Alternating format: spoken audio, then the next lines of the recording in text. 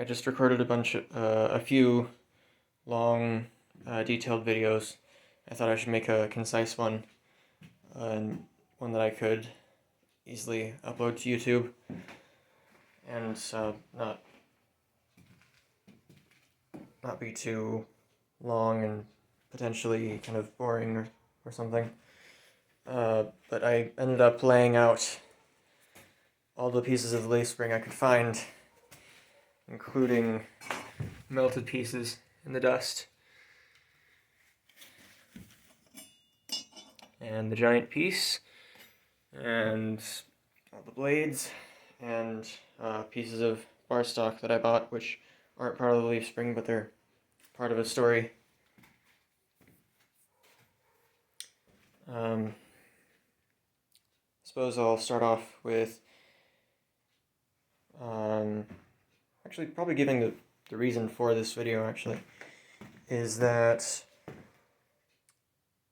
I want to remember what these were like, and I kind of wanted to avoided continuing working on them because it feels like I'm on a lot has happened. I've learned a lot since I last made these, and I want to kind of remember what it was like for it to be, I want to remember the things that I made at that level.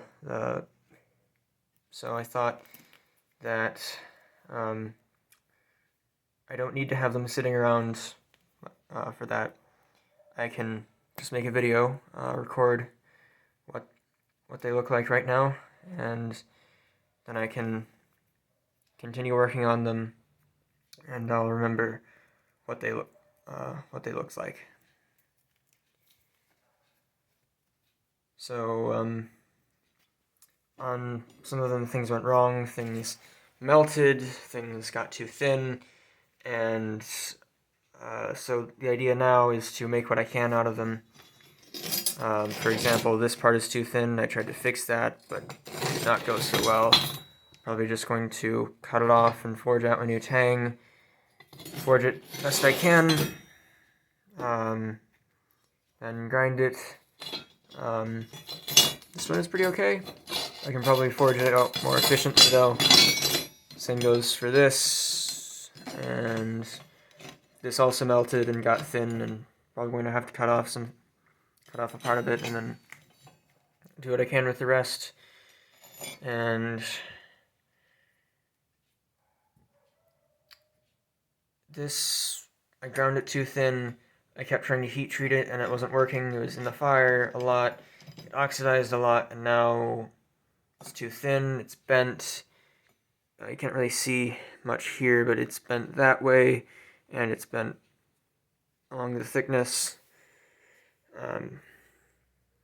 But when I had it done, ready for heat treat, I cut out a piece here, and the piece in between here and here, that was this piece just on the other side.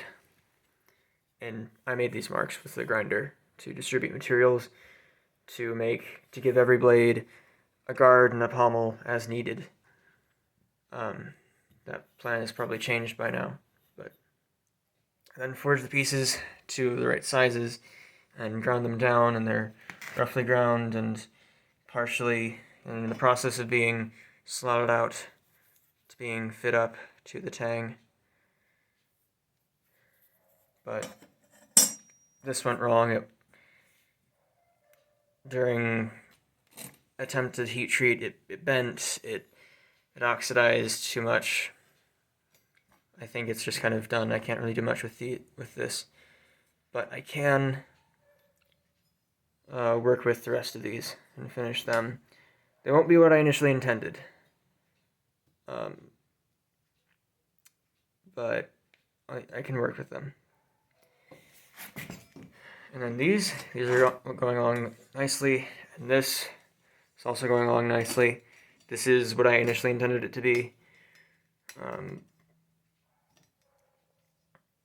That there is just a piece of the leaf spring that I cut off, and that there is metal dust, and there's probably another one of those that has just been scattered from being swept up, and maybe some of it going into the air, some of it on my boots, on my apron, things like that.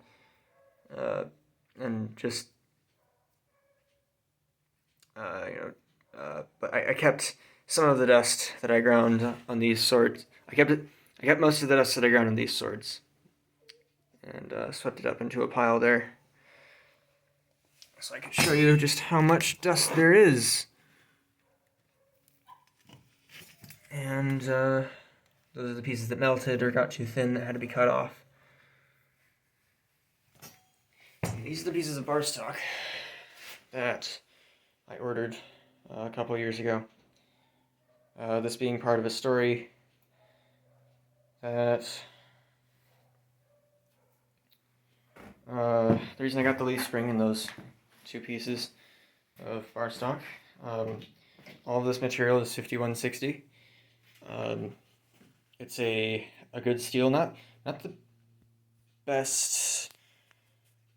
It won't. There are better steels out there, but they're more difficult to work with. Too difficult for me to work with, as I'm not yet that experienced. And this is a steel that I can work with, and is a good blade steel, especially for swords. So I knew that I was going to move away soon, and far away from my friends, and I wanted to do something with them. I wanted to. There was one friend who was able to come over and forge with me, and we're each going to make a sword, and we're going to work on them at the same time, and I was going to instruct them all along the way. I talked to them about what kind of sword that they would want, and they liked the idea of a somewhat short, one-handed, kind of short leaf blade, similar to this. This is a leaf blade, and this is a very similar length and width and such. So I started out with mild steel from the hardware store.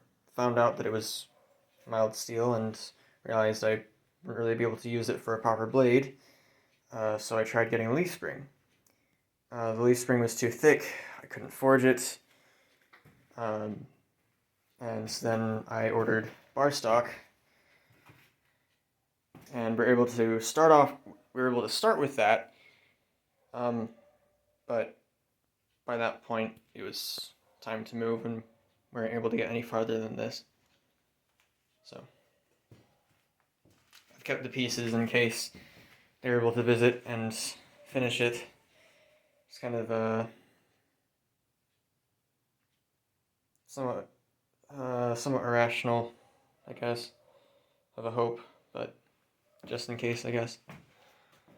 And same thing, and I didn't know how to use the leaf spring, but I tried an experiment where I just kind of cut a piece off, cut it down the middle to where it was half the width, and got a smaller piece. I was able to work with that, and so that's what I did with the leaf spring swords. You saw me with the angle grinder, just cutting it down the middle, just lengthwise. Just all of it, just down the center, just about. And I was able to forge those pieces into these. And,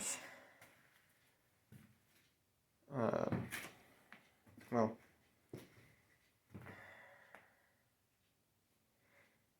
yeah, I guess that's the story. And I just wanted to show what they looked like before I continued to work on them, because I wanted to record the history, and I wanted to take a video of what they looked like and explain, and then work on them rather than just having them sitting there, so that way I could see what my previous work looks like.